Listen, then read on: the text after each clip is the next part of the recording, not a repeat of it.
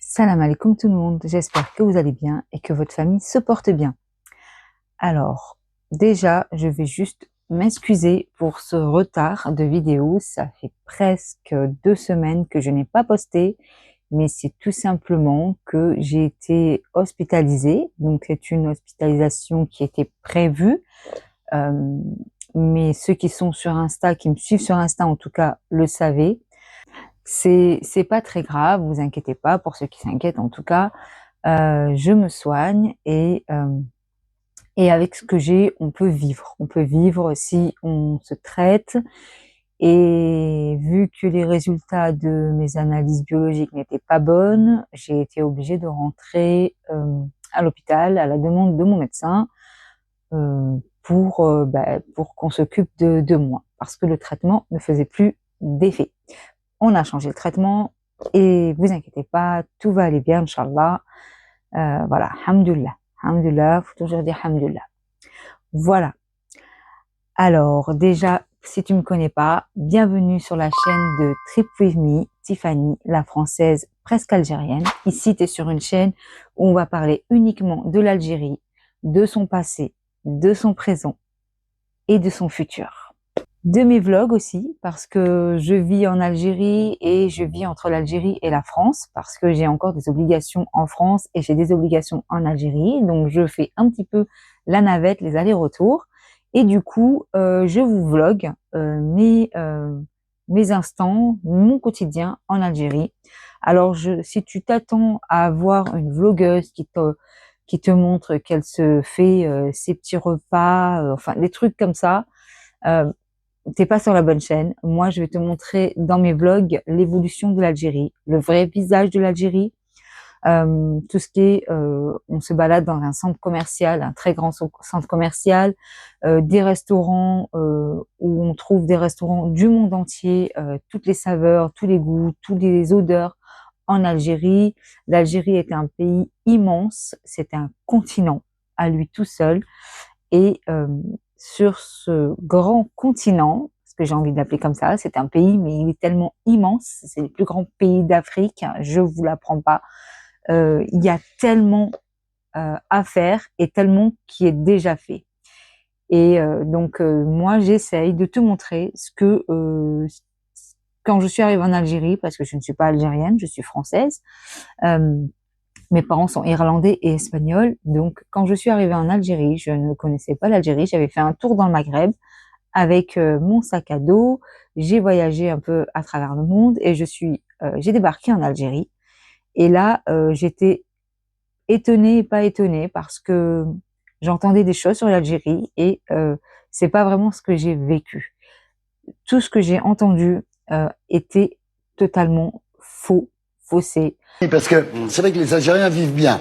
L'Algérie, c'est un des rares pays où on donne des appartements aux gens. Enfin, ça c'est casse. Moula, vous allez en Algérie de temps en temps, non? Moi, j'y vais à peu près 5-6 fois par an. J'adore aller là-bas. Je suis originaire d'Algérie et j'aime beaucoup ce pays. Et j'ai l'impression que des fois, en fait, de la France, on en a une image qui est totalement différente Parce du moment où on est sur place, en fait. On n'a jamais réglé le problème de la guerre d'Algérie en France. Voilà, je pense qu'il reste des restes de cette image-là qu'on a parce que quand on est sur place, on ressent pas du tout ça, en fait. Alors, La gentillesse du peuple, ça, je l'ai découvert, le partage, euh, la tolérance. Enfin, j'ai appris énormément de choses en Algérie et depuis, ça fait quelques années, j'avais 19 ans lors de mon premier voyage, je n'ai plus jamais quitté l'Algérie et je me suis passionnée pour ce pays quand quand j'ai appris son histoire, parce que moi j'ai été à l'école française et en cours d'histoire, tout ce qui était guerre d'Algérie, bataille d'Algérie, c'était pas du tout ce qui était la réalité, ce qui est la réalité. J'ai appris beaucoup de choses en visitant des musées en Algérie, en parlant avec des anciens, des gens qui ont 70 ans me racontaient ce qu'ils voyaient, donc ils étaient petits à l'époque. Mais et puis j'ai fait beaucoup mes recherches par moi-même. J'ai pas écouté un professeur d'histoire. Et encore, moi, j'avais un peu de chance parce que j'avais un professeur d'histoire qui était français, mais marié avec une Algérienne sahlaoui. Donc, je pense qu'il nous a un petit peu limité ce qu'il y avait dans le programme. Je crois que parce que c'est vraiment pas du tout ce qui est ce qui s'est réellement passé. Et je pense que dans l'histoire en France, ils ont sauté beaucoup de passages. On sait lesquels, qui ne sont pas très fiers de le raconter, j'imagine. Et donc, du coup, j'étais pas au courant de tout ça. Donc, l'Algérie est un pays qui m'a bouleversée et moi, je me suis passionnée de ce pays. Donc, voilà, si tu me connais pas, j'ai fait une courte présentation. Donc, alors aujourd'hui, on va parler des 7 méga projets qui sont concrets, qui sont entamés ou qui sont pour certains bien entamés, presque finis en Algérie. C'est parti. Premier projet, le port de Cherchell. Alors, ça va être un port qui va être immense. C'est un projet, mais un projet concret, avec un financement, avec des investisseurs, d'ailleurs qui sont les Chinois. Et c'est un projet qui va être très important pour l'Algérie. Une fois qu'il sera accompli, ça sera le plus grand port d'Afrique. Il va relier l'Europe au vaste commerce en Afrique. Une plaque tournante internationale, vraiment. C'est un projet à 5,1 milliards de dollars. Alors c'est un gros investissement, mais il va apporter bien plus. Il va apporter des milliers d'emplois, du commerce, des passages. Et vraiment, comme je vous dis, ça va être un port presque obligatoire où il va falloir passer par l'Algérie pour pouvoir vendre, commercer avec les Africains en général. C'est parti. Je vous laisse regarder la vidéo.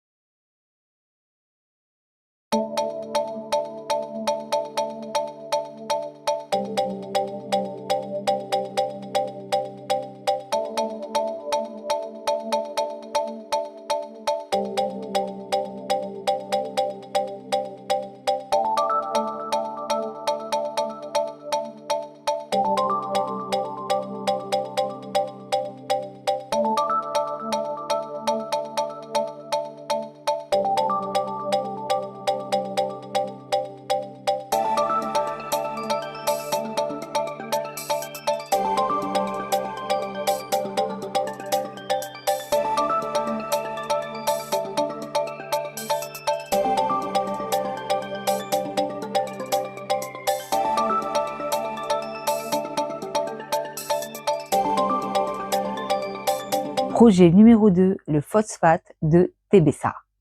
Avec du phosphate, c'est important pour l'agriculture. Vous faites des engrais, des produits chimiques et agricoles, et c'est des produits qui sont énormément demandés dans le monde. Donc l'Algérie va pouvoir utiliser ce phosphate pour elle-même, parce que vous savez que l'Algérie est un a des immenses terrains agricoles, notamment ceux du désert. Vous connaissez tous ceux qui font des espèces de cercles au milieu du désert. Donc, elle va pouvoir du coup s'auto-produire en phosphate, en produits agricoles, chimiques agricoles, mais aussi beaucoup vendre à l'étranger parce que ce sont des produits qui sont énormément demandés à l'étranger. Coup d'envoi hier des travaux d'ouverture de la mine de phosphate de Bled El Hadba, un projet qui s'inscrit dans un programme visant à exploiter, transformer et exporter le phosphate algérien, une ressource stratégique pour l'économie nationale avec une production attendue de 6 millions de tonnes de phosphate brut par an. Ce complexe devrait entrer en service en 2027. Walid Yousfi. Premier coup de pelle des travaux d'ouverture de la mine de phosphate dans la région de Bled El Hadba, wilaya de Tébessa. Un projet qui s'inscrit dans un programme visant à exploiter, transformer et exporter le phosphate algérien, une ressource stratégique pour l'économie nationale avec une production attendue de 6 millions de tonnes de phosphate brut par an. Nous avons assisté au coup d'envoi de ce projet. Cette étape de préparation du gisement devrait prendre entre 12 et 18 mois. Ce travail vise à rendre le site prêt pour une production de 6 millions de tonnes de phosphate brut par an, conformément au projet établi. Bled El Hadba, un site d'extraction et d'enrichissement de phosphate brut. Ce projet vise à répondre aux besoins du secteur industriel en cette matière, contribuant ainsi à renforcer le développement économique du pays.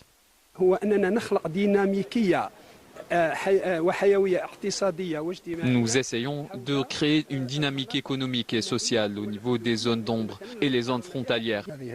Ce projet bénéficie avant tout à la jeunesse de notre pays. Le président de la République supervise personnellement ce chantier qui ne se limite pas à un simple projet, mais s'inscrit comme étant le projet du siècle. Le phosphate, une ressource stratégique dont les réserves permettent à l'Algérie de figurer parmi le top 10 des pays producteurs au niveau mondial.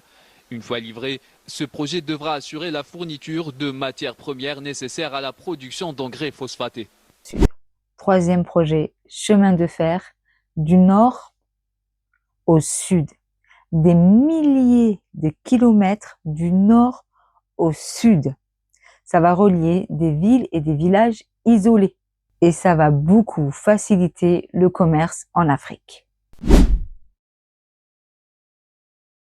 Le président algérien Abdelmajid Tebboune avait annoncé au début du mois un important programme de réalisation de lignes ferroviaires dans le cadre d'un partenariat algéro-chinois. Il s'agit de réaliser 6000 km de lignes ferroviaires du nord au sud et d'est en ouest afin de mettre en place un maillage du territoire national.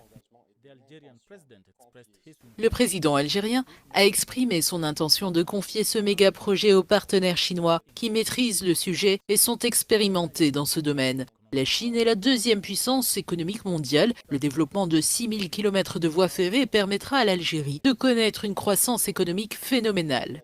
En tant qu'étudiant algérien, je suis très optimiste de voir ce projet qui va générer d'innombrables opportunités. L'ambitieux projet ferroviaire fait partie d'une coopération plus large entre les deux pays dans le cadre de l'initiative Belt and Road, un vaste chantier proposé par la Chine et destiné à stimuler le commerce et les échanges mondiaux en améliorant les infrastructures et la connectivité. Le transport ferroviaire joue un rôle clé dans le développement économique et industriel de l'Algérie, notamment avec l'ambitieux projet de train destiné à acheminer le minerai de fer extrait de la mine de Gara Djebilet. Ce projet vise à moderniser les infrastructures et à optimiser l'exportation du minerai, faisant de cette initiative un tournant majeur pour le pays. L'une des caractéristiques les plus impressionnantes de ce train est sa taille. Selon le directeur de la SNTF, Hadj Bouaouni, il mesure 2,2 km de long et comprend 170 wagons. Une telle envergure est nécessaire pour transporter les volumes massifs de minerai de fer depuis la wilaya de Tindouf jusqu'à l'usine de transformation située à Béchar. Ce train devient ainsi l'un des plus grands jamais exploités en Algérie, témoignant de la volonté du pays d'améliorer son infrastructure ferroviaire. Au-delà de l'aspect technique, ce train représente un moteur pour l'économie locale.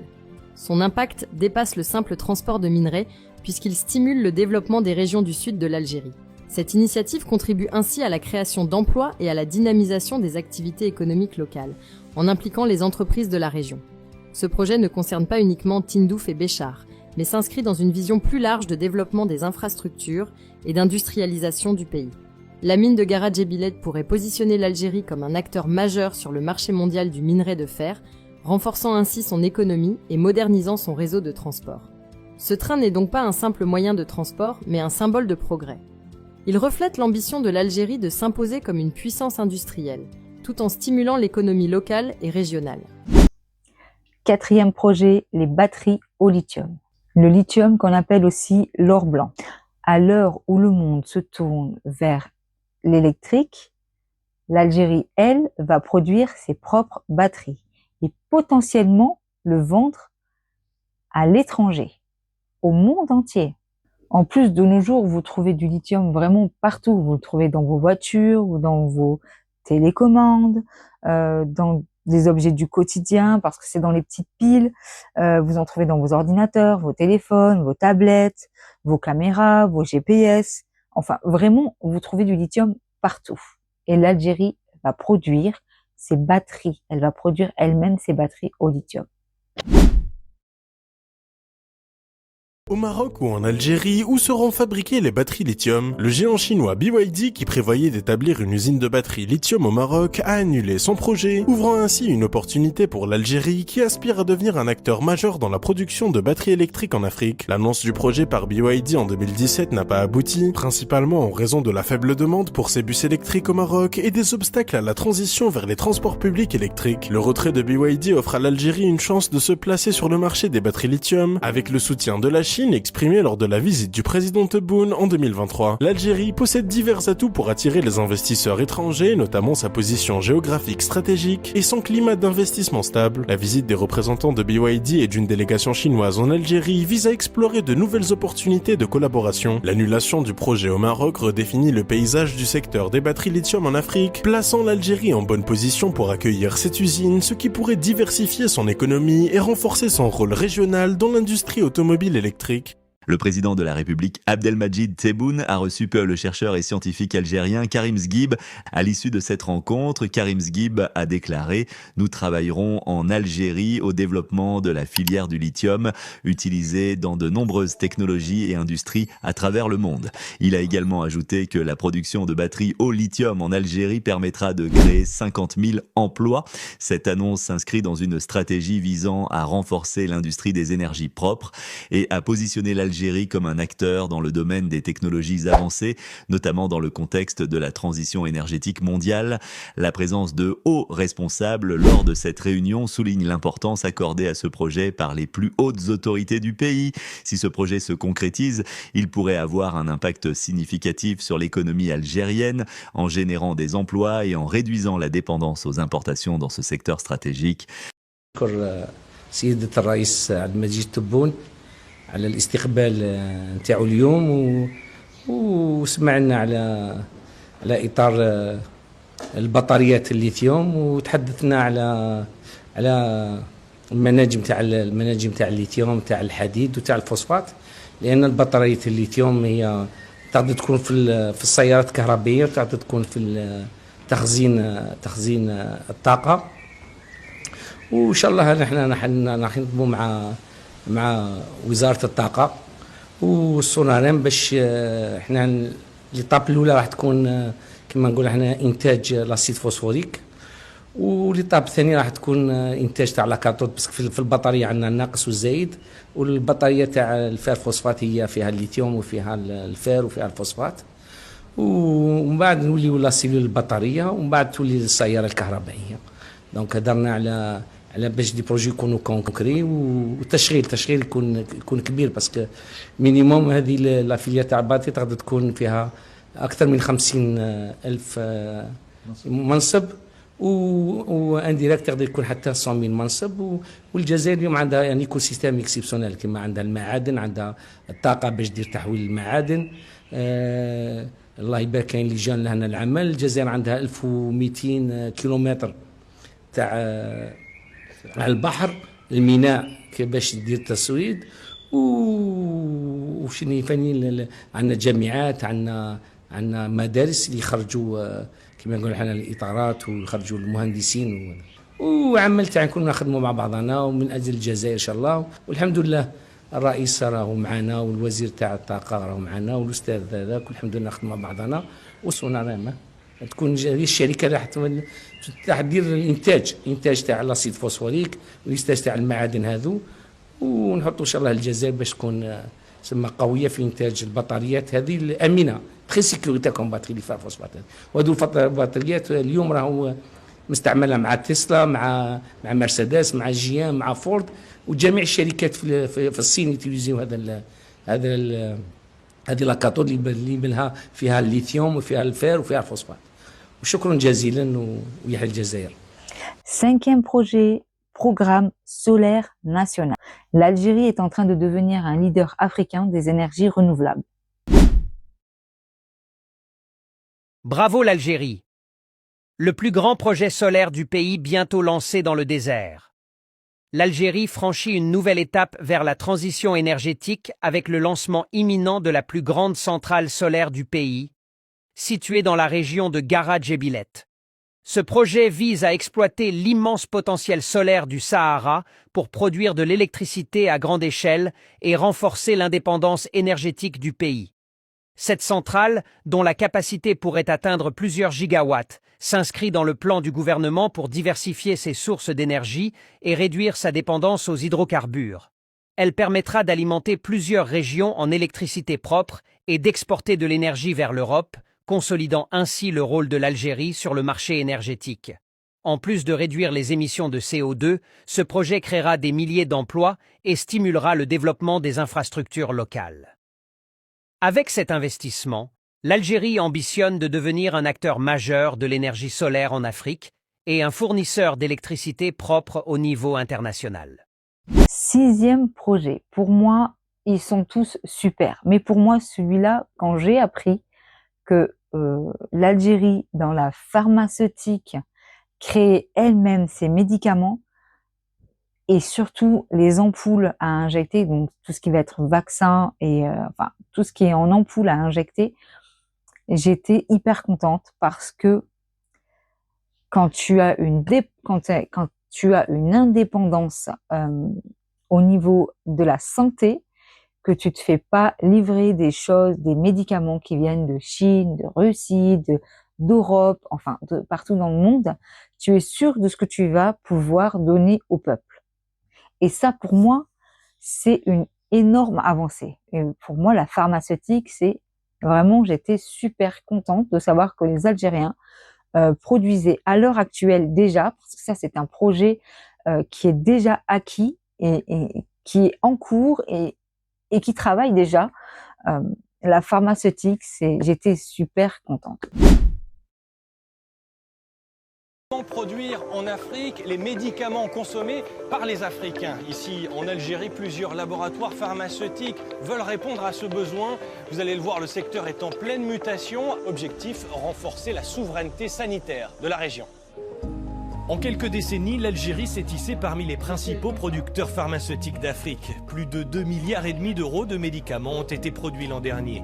Quelques 200 unités de production couvrent près de 70% des besoins du pays en générique, une aubaine en période de tension accrue sur le marché international.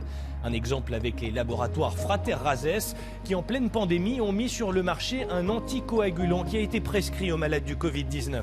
C'est la première fois en Algérie qu'étaient produits des médicaments biosimilaires, c'est-à-dire faits à partir d'organismes vivants. Le monde d'aujourd'hui s'oriente vers la biotechnologie. Nous avons anticipé, au même titre que les laboratoires internationaux et étrangers, par l'innovation pharmaceutique, en orientant notre production vers les biosimilaires et la fabrication des produits issus de la culture cellulaire. Ce produit était importé depuis 20 ans. Nous avons quand même assuré l'autosuffisance pour notre pays, pour les malades algériens. Le laboratoire envisage désormais d'accélérer ses exportations, mais une autre priorité est de faire un pas de plus vers l'autosuffisance. Grâce à ses recherches, il espère pouvoir bientôt synthétiser des substances organiques. Si nous réalisons cette biosynthèse, nous allons nous dispenser d'importer les matières premières. Nous fabriquerons nous-mêmes nos matières premières. Nous assurons notre fabrication de A jusqu'à Z. Plusieurs réformes ont permis un changement de paradigme dans le pays où les produits de santé, qui étaient une enveloppe budgétaire, sont devenus un levier de croissance. Cet autre laboratoire privé, Biopharm, commercialise depuis peu des produits d'oncologie, des anticancéreux, dont l'élaboration nécessite des infrastructures complexes et des investissements massifs. L'industrie pharmaceutique est la locomotive de l'industrie en général en Algérie. C'est une industrie qui connaît depuis une vingtaine d'années une croissance à 2 chiffres. Le challenge, c'est d'acquérir le know-how, le savoir-faire pour la production de nouvelles technologies. Nous avons aussi l'ambition pour l'année prochaine de passer à l'hormonologie et pourquoi pas passer aux médicaments biologiques dans un proche avenir. C'est ici, dans ce laboratoire de R&D, que Biopharm développe ses prochains produits en collaboration avec le milieu scientifique et universitaire algérien. Objectif, faire mûrir une industrie encore jeune à l'échelle mondiale. Le secteur pharma algérien couvre 70% des besoins de la population algérienne en générique.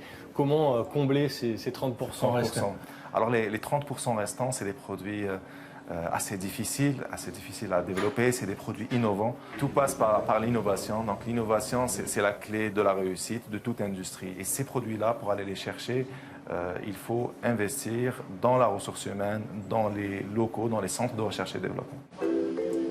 À quelques kilomètres de là, la firme BioCare est devenue la première entreprise d'Afrique à fabriquer de l'insuline sous forme de stylo. Là encore, la facture des importations se retrouve réduite. Le soin du diabète est l'un des principaux postes de dépenses de la sécurité sociale algérienne. C'est une technique et technologie unique à notre continent africain. C'est un produit vital surtout pour le malade algérien et le malade de notre continent africain. Pour donner vie à sa stratégie sanitaire, l'Algérie s'appuie sur le laboratoire public Saïdal. Il a été l'un des premiers en Afrique à produire un vaccin anti-Covid, le Coronavac, en collaboration avec la Chine. L'entreprise se tourne vers l'Afrique et soutient le développement d'une industrie continentale intégrée avec des pôles régionaux spécialisés. Nos partenaires africains deviennent eux aussi plus exigeants et ils veulent une présence d'une partie de l'industrie pharmaceutique chez eux. Et ça, Saïdal peut l'offrir. Comme vous savez, quand la santé va, tout va. Donc quand on commence par donner cette sécurité sanitaire aux populations, suivra certainement une sécurité alimentaire. Et c'est les deux domaines les plus importants pour développer l'Afrique et pour développer l'Algérie. Santé, à présent avec le premier projet du genre pour la société Hikma Pharma Algérie dans la région MENA. Il s'agit de la nouvelle usine qui comprend 2 lignes de production modernes d'une capacité annuelle allant jusqu'à 10 millions d'ampoules. L'usine fournira une gamme de médicaments comprenant des antibiotiques, des médicaments d'anesthésie et de réanimation, des médicaments pour le traitement des maladies gastro-intestinales et cardiaques. Maïssa Labouhla. Une nouvelle usine de production de médicaments injectables entre en service à Douira. Ce projet s'inscrit dans le cadre d'une stratégie nationale intégrée de production pharmaceutique reposant sur les technologies de pointe à travers l'ensemble de ces lignes de fabrication. En tant que compétence nationale, nous sommes fiers de pouvoir fabriquer ces produits en Algérie afin d'éviter l'importation. Les laboratoires pharmaceutiques Hikma Algérie procèdent au contrôle des médicaments dès l'arrivée des matières premières en Algérie, ce jusqu'à l'obtention du produit fini.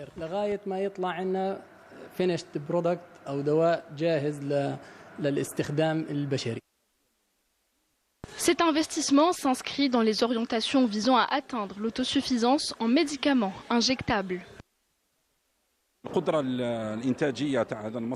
La capacité de production initiale de l'usine sera de 10 millions d'ampoules par an, avec l'ambition de l'augmenter progressivement.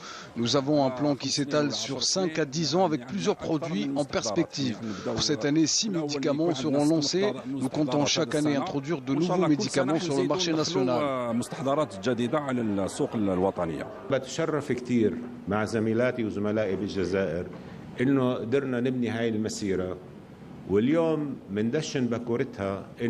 C'est un grand honneur pour mes collègues et moi ici en Algérie d'avoir pu concrétiser ce projet. L'inauguration du tout premier site de production de seringues pré-remplies dans le monde arabe et en Afrique. La technologie implantée en Algérie nous permettra de développer plusieurs spécialités dans l'espoir également d'intégrer le domaine des biothérapies et des médicaments biologiques produits ici en Algérie destinés à l'exportation.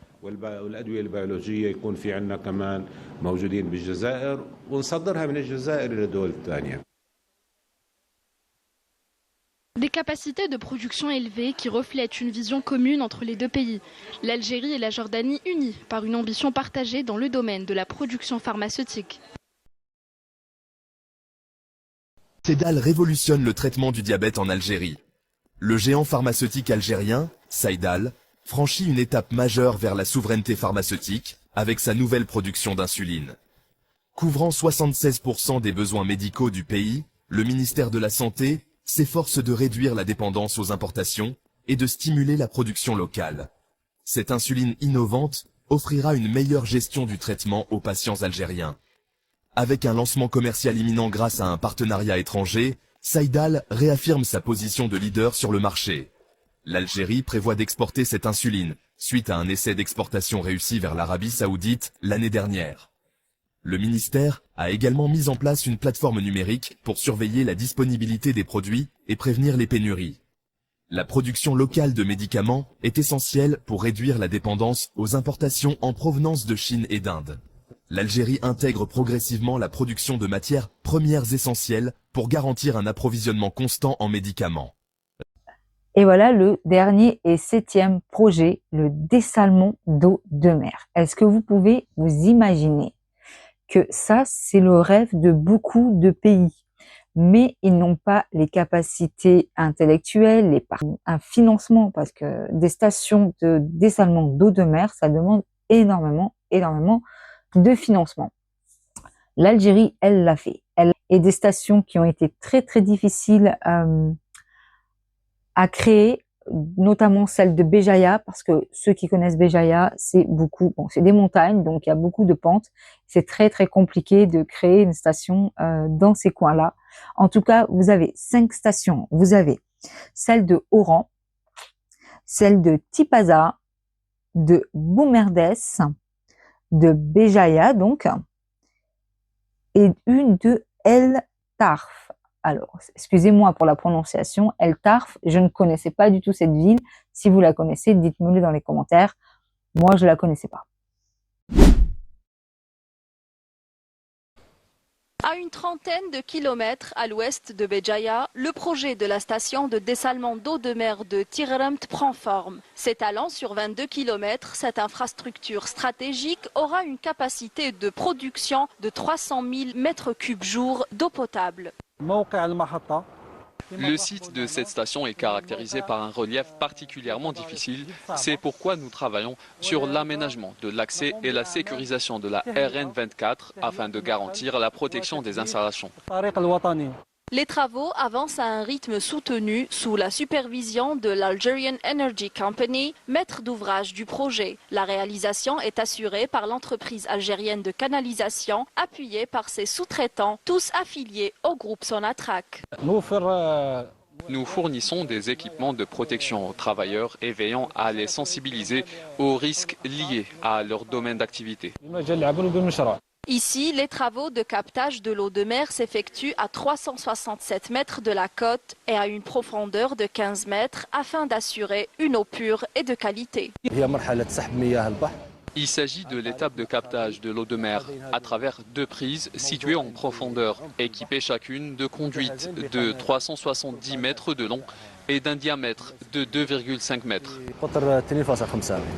Une fois entrée en activité, cette station devrait produire 300 millions de litres jour, permettant l'approvisionnement des citoyens de Béjaïa, mais aussi ceux de Sétif, Borj Bouarerij et Bouira. Les 5 stations de dessalement d'eau de mer lancées par le président Tebboune entreront en service très bientôt. Selon le PDG de Sonatrach, qui supervise ces projets à travers la filiale Algerian Energy Company, AEC, les travaux de traitement de l'eau de mer débuteront dès le 15 janvier prochain. في شهر جانفي راح ندخل الماء البحر ونبدا في المعالجه صدير ندخلوا كلهم 5 محطات يدخلوا في جانفي ابتداء من 15 جانفي pour commencer son traitement. Donc lorsqu'on commence son traitement, le traitement lui-même de l'eau parce qu'il y a plusieurs phases. Il y a plusieurs analyses باش نلحقوا l'eau potable, لازم un traitement qui va durer 1 mois. La construction de ces stations a fait face à de nombreux défis, en particulier au niveau du terrain, surtout dans la région de Béjaïa.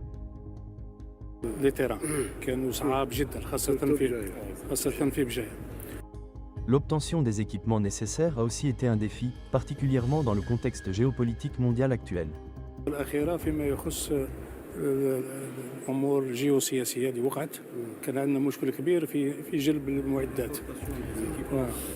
Pour acheminer ces matériels, un impressionnant pont aérien a été mis en place avec 288 vols pour transporter les équipements.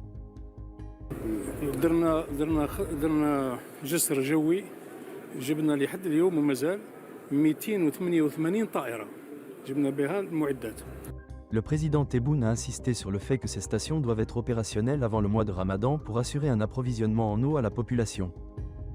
Si ça devait se faire dans un temps plus long, المهم c'est que le stress hydrique اللي عاشوه المدن الكبرى هذه ما نزيدش نعرفوا هذا الصيف. Les stations existent maintenant, Madabia, fin février maximum, on commence à distribuer partiellement de l'eau traitée. Ça ne veut pas dire les 300 000.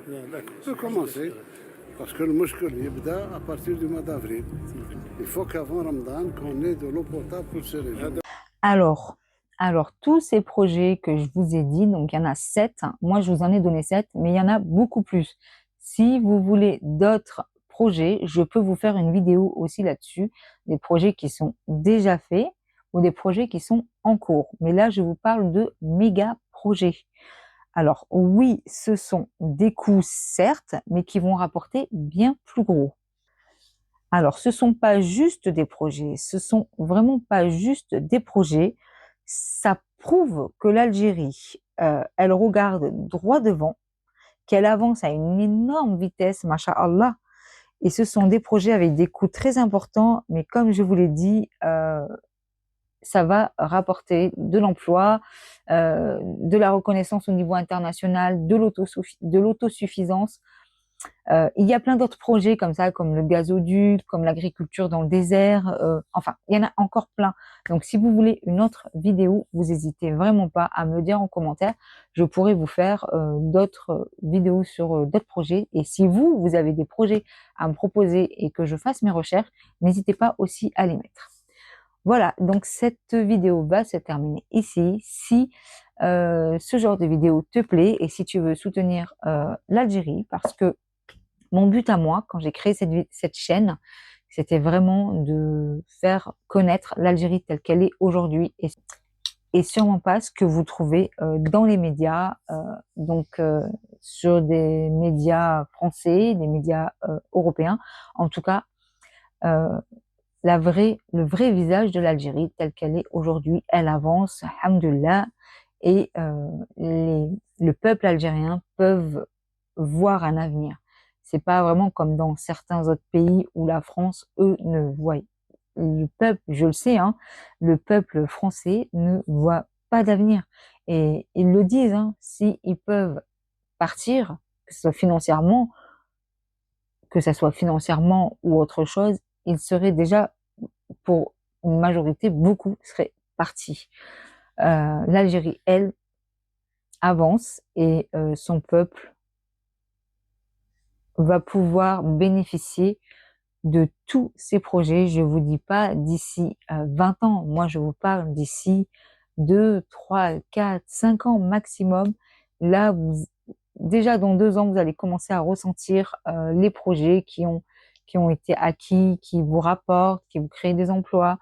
Enfin, et alors je vous imagine même pas, si ça continue comme ça, Inch'Allah, que Dieu protège l'Algérie, son peuple et son gouvernement ainsi que son armée, et ben je vous promets que d'ici quelques années, l'Algérie n'aura vraiment rien à envier au monde entier. Voilà, si ce genre de vidéo te plaît, n'hésite pas à t'abonner, à liker, à partager et à commenter. Et je te laisse aussi mes réseaux sociaux, Instagram et TikTok. N'hésite pas à venir aussi là-dessus, ça me fera plaisir de vous retrouver. Voilà, donc je vous remercie à tous d'avoir visionné jusqu'à la fin cette vidéo. Pour le partage et pour l'algorithme, n'hésite pas à mettre un petit commentaire. Moi, ça me fait plaisir de vous lire. J'essaye de vous répondre au maximum. Mais surtout, YouTube comprend que du coup, les vidéos sont regardées. Les vidéos, ça plaît à ma communauté. La communauté s'agrandit et du coup, YouTube passe mes vidéos. Et donc, c'est un enchaînement et c'est vu dans le monde entier. On est beaucoup vu donc en Algérie, en France, notamment aux États-Unis, au Royaume-Uni, au Canada, en Chine, en Allemagne, en Belgique, au Maroc. On est vu vraiment partout. Donc, n'hésite vraiment pas à t'abonner. Voilà, je vous dis à tous, prenez soin de vous. Salam alaikum à tous et j'espère vous retrouver sur une prochaine vidéo. Salam alaikum. اللي يبغي يسب ولا يبغي يندب، انا قلتها القطار انطلق وما يتوقفش، اللي يركب ركب واللي ما ركبش يشوف صباط مليح. Something bad is about to happen to me.